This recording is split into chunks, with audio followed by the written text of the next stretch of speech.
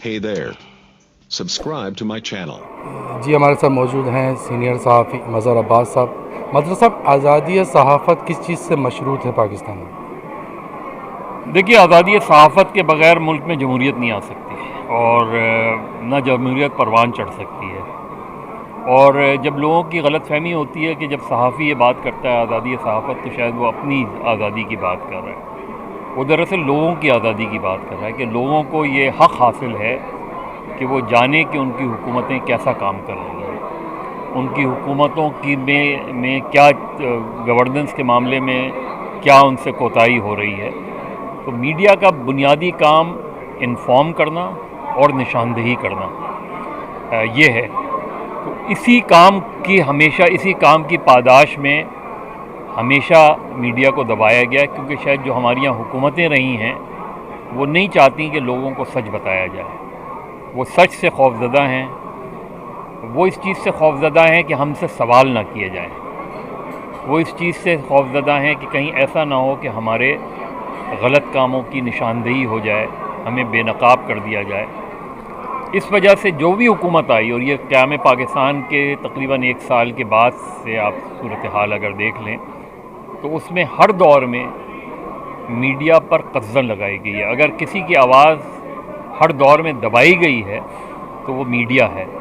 اور شاید اس کی بنیادی وجہ یہی ہے کہ جس طرح میں نے پہلے کہا کہ وہ نہیں چاہتے کہ ان لوگوں کو حقائق پتہ چلیں. دوسرے، وہ اس ملک میں جمہوریت کو پروان چڑھتا نہیں دیکھنا چاہتے.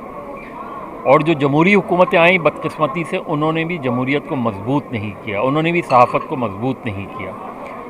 تو یہ لڑائی ہے. ہم یہ لڑائی جو ہے سیاسی جماعتیں بعد میں لڑتی ہیں، آگے ہم ہوتے ہیں. سب سے پہلی لڑائی ہم لڑتے ہیں اس کے لیے، کیونکہ ہمیں پتہ ہے کہ لوگوں کو حقائق جاننے کا حق ہے اور اس کے لیے جتنی بھی قربانی دینی ہو اتنی قربانی دینے کو ہم تیار ہیں. اچھا مظہر صاحب، آپ کی ایک زندگی کا بہت بڑا حصہ اسی جدوجہد میں گزر گیا، ابھی بھی گزر رہا ہے. آپ مسلسل کام کر رہے ہیں آزادی صحافت کے لیے. تو ایک ذرا سی کنفیوژن یہ آ جاتی ہے کہ جب صحافی جب تک کسی ادارے کے ساتھ منسلک ہوتا ہے تب تک تو وہ آزاد میں اسے نہیں سمجھ پاتا، کیونکہ ادارے کی پالیسیز کے ساتھ وہ چلتا ہے.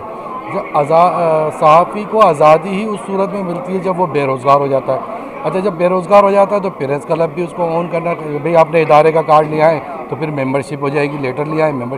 جب وہ ادارے سے نہیں ہے تو وہ پریس کلب کا ممبر بھی نہیں بن پا رہا ہوتا. ابھی 2 سال سے اس پہ تھوڑی کام شروع ہوا ہے. تو میں یہ جاننا چاہ رہا ہوں، جب ہم آزادی صحافت کی بات کر رہے ہوتے ہیں تو یہ کہیں جا کر اداروں کی آزادی کی تو بات نہیں بن جاتی؟ کیونکہ اگر صحافی بے روزگار ہو کے کوئی پیپر نکالتا ہے تو وہ پھر صحافت نہیں رہ جاتی، وہ ایجنڈا بن جاتا ہے. دیکھیے، جو صحافی بے روزگار ہے، پہلی تو میرا سوال تھوڑا سا آپ سے اختلاف کرتے ہوئے، اگر وہ بے روزگار ہے تو وہ اخبار کیسے نکال سکتا ہے؟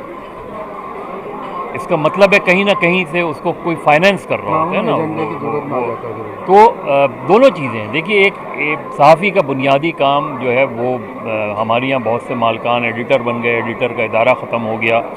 ہمارے یہاں بنیادی طور پہ بنیادی نقطہ یہ ہے کہ ہم جو ہے وہ صحافیوں کی تعداد بڑھا رہے ہیں اور صحافت کم سے کم ہوتی جا رہی ہے. تو کوانٹٹی بڑھ رہی ہے، کوالٹی ختم ہو رہی ہے، کم ہو رہی ہے.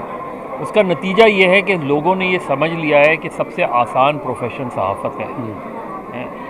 آپ کے پاس ڈگری ہو نہ ہو، آپ کی کون سی ڈویژن ہو، اس کی انہیں پرواہ نہیں.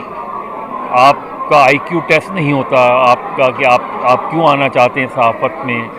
میں نے جتنے بھی اس پوزیشن میں جب بھی میں رہا ہوں، میں نے ایک بنیادی سوال جو بھی نئے آنے والے ہیں ان سے یہی کیا کہ آپ کیوں کرنا چاہتے ہیں صحافت؟ اتنا بھی ٹیسٹ نہیں ہوتا جتنا ڈرائیونگ لائسنس. ہاں، وہ بھی نہیں ہوتا. وہی میں کہہ رہا ہوں نا. اور ظاہر مالکان کا انٹرسٹ یہی ہوتا ہے کہ یہ خود بھی کمائے، مجھے بھی کما کے لا کے دے. تو ہمارے یہاں بنیادی طور پہ مائنڈ سیٹ خراب ہو گیا ہے اور اسی وجہ سے صحافیوں کی تعداد بڑھ رہی ہے لیکن صحافت کو خطرات موجود ہیں. بہت بہت شکریہ مظہر صاحب، بہت شکریہ. Hey there. Subscribe to my channel. And also press this bell icon, so you never miss any new updates, cause whenever we upload new video you will get a notification on your phone.